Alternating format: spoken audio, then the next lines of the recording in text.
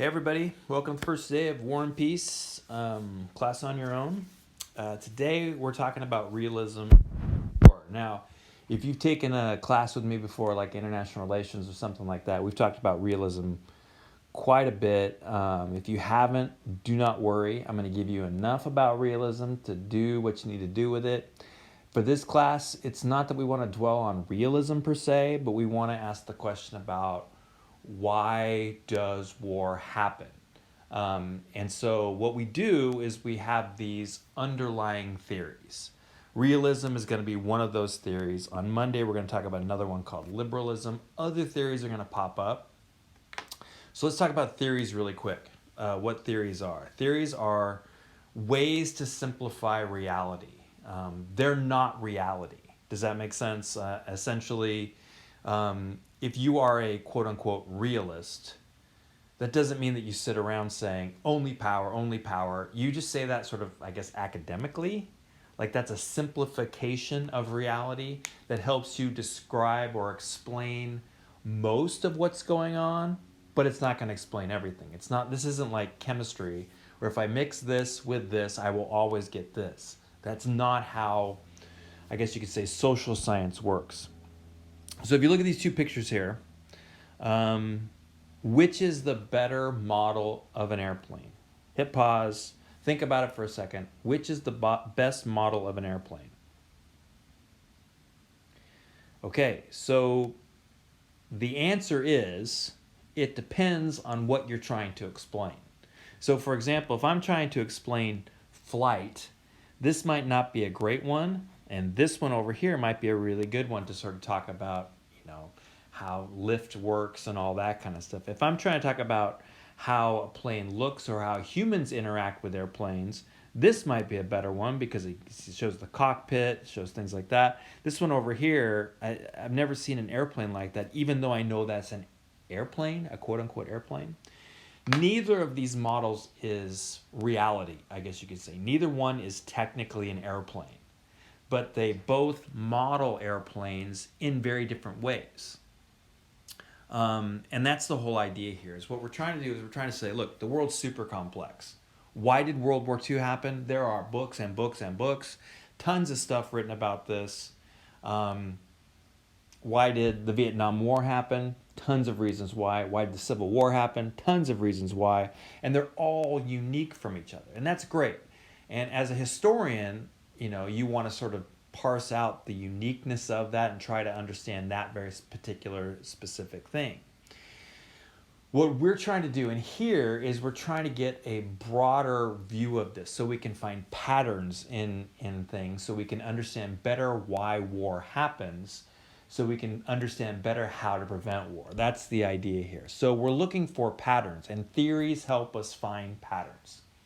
And if they don't, then they're not good theories. And we say, screw that theory, throw it out, move on to a new theory. So it simplifies reality.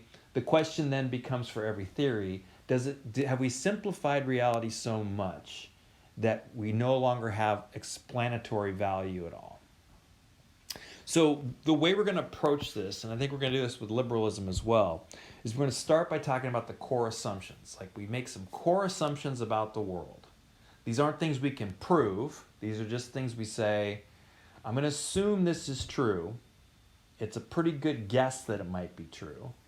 And if that's true, what follows from it? So let me just explain. We're going to go here to core assumptions and look at this. And there's really 4 big core assumptions for realism. And if you disagree with any of these assumptions, if you think any of these are not accurate, any one of them is not an accurate assumption about, in this case, states, then realism doesn't work. The model that follows is not going to work. So let's look at these assumptions really quick here. The number one assumption here is states are the central actors in world politics. There are humans, there are international organizations, there are businesses, there's NGOs, there's all sorts of things. But what realism assumes is that, look, man, the only thing that really is going to matter, if I say realism, then you're going to say power. And who's got power? Well, does Walmart have power, for example? They got a lot of financial power. However, it only is going to take like, one army to come in and take all that power away. And so realists tend to measure power in terms of military power. And who's got military power? States. Who else has military power besides states? Technically, no one should, or at least no one has sufficient enough. You might say, what about a terrorist organization? Sure, they have power. Compare the amount of power that, say, Al-Qaeda has to the amount of power any country has, like Iran or Iraq. It's not even comparable. Iran and Iraq have way more power. So essentially, if military power is the key thing, then states are the central actors in world politics. It doesn't mean that companies don't exist, individuals don't exist, et cetera, or other things between states don't exist. They do. They just don't really matter that much in explaining this. Because remember, we're simplifying reality. So we just sort of simplify by moving those other pieces out. Next core assumption. States interact in a context of anarchy. And now anarchy here means not complete chaos. Anarchy just means there is no higher authority than the state. If I break the law, the state comes in, puts me in jail, and we all sort of say, that's right. If the state, quote unquote, breaks the law, whatever that might mean, we can't really imagine what thing comes in and puts the state essentially in jail or punishes it. You might say the UN, but the UN's not that. The UN is a collection of states. So anarchy, which means no government, anarchy, it's not chaos, but essentially in this sort of, what I talk about in international relations is like the zombie apocalypse, where the government has collapsed. Like, what's it going to be like? And essentially, realists are going to say, in anarchy, these states, these central actors, they're going to be self-help agents. Because if I trust any other state with my survival, they're going to betray me and I'm dead. The only state in the world that really cares about my state survival is my state. And so if we don't take care of ourselves, self-help, we're not going to make it. So self-help agents, and they just don't trust other states. It doesn't mean they can't cooperate with other states in the same way that I can cooperate with other drivers on the road by essentially, we all go this way if we're going that direction, and we go the other way if we're going the other direction. I don't have to trust that other driver. I don't have to know that other driver. I can still coordinate without sort of, trusting them, I guess you could say. All right, so that's going to be our second core assumption. Third core assumption. States want to survive. What else do they want? According to the realists, it's not really that relevant what else they want, because if they can't survive, they can't have that. You could say, well, states want human rights. They do want human rights. But do they want human rights more than they want to survive? The answer is no. You might say if survival is assured, then they can want these other things.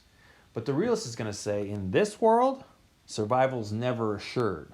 You're always thinking about surviving. If you fall behind, you're going to get taken advantage of. So states want to survive. That's one thing we know about states. They want to survive. And the only thing that's going to help them survive is themselves. Fourth assumption. States are rational agents. This is going to seem like a weird thing here. All rational means is you choose the thing that you prefer over the thing you don't prefer. So essentially, if I walked up to you, no strings attached, and I said, I have a $10 bill and I have a $1 bill. Which one do you want? What will you say? And the answer is almost certainly, almost every time, the $10 bill. It's a pretty easy assumption about the world, is just that states will choose the thing they prefer over the thing they don't prefer. Just like individuals will choose the thing they prefer over the thing they don't prefer. Is this perfect? It is not perfect. Sometimes people make irrational choices. Sometimes states make irrational choices. All we're saying here is by simplifying the world, can we explain most of what's going on? So rational means we use strategies to achieve goals. I want to survive. I will do the thing that will help me survive. That's really all that rational means. If states weren't rational agents, it'd be hard to come up with a theory about them. States have the capacity for unity of action. This is another sort of, it kind of goes along with this, is that we can sort of treat states like individuals. We don't have to break down a state into the Democrats and the Republicans, the rich and the poor. We just treat the United States as the United States. We call it something the billiard ball model. Over here is Kenya. Over here is Burkina Faso. Here's China. And essentially, we can say these are individuals interacting with each other. What does each individual want? The U.S. wants to survive. What does Kenya want? It wants to survive. What does Burkina Faso want? It wants to survive. How's it going to do that? It's going to use strategies to achieve that. Is it going to ask China to help it survive? No. It might, but it's not going to rely upon that. Does that make sense? Those are the assumptions we're making. Again, there may be problems with these assumptions. Liberals will have problems with these assumptions. But for now, if we have these assumptions, what's it going to get us? And that's what we're going to do when we come back here in just a second. So take a breath. Stand up, and then come back, and we'll talk about the main propositions then of realism and how it's going to get us into war.